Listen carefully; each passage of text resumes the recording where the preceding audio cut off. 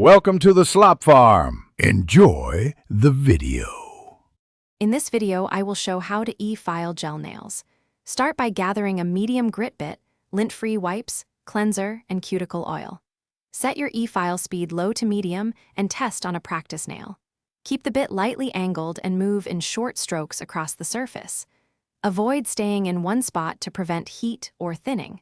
Finish with a thorough cleanse and apply cuticle oil for hydration. Prepare each nail by gently buffing top shine and cleaning with cleanser. Use low to medium speed and let the bit do the work without pressing hard.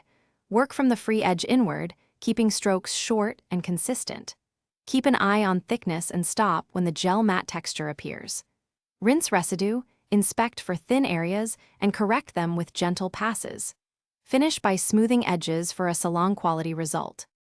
If you're finding this guide helpful, please subscribe and like to support more tutorials.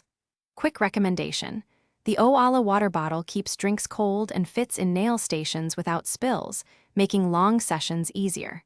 I love its leak-proof lid and handy carry loop during busy appointments. Check the description for the link and other deals so you can grab one too. Now let's get back to the video. After filing, clean all dust and sanitize both tools and workspace thoroughly. Apply cuticle oil and advise clients or yourself to moisturize daily to support nail health. If you notice heat or lifting, pause and treat the area with gentle care and shorter sessions next time. Recommend a quick strengthener if nails feel thin.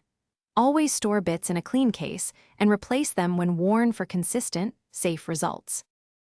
Thanks for watching. Consider subscribing if we helped you today.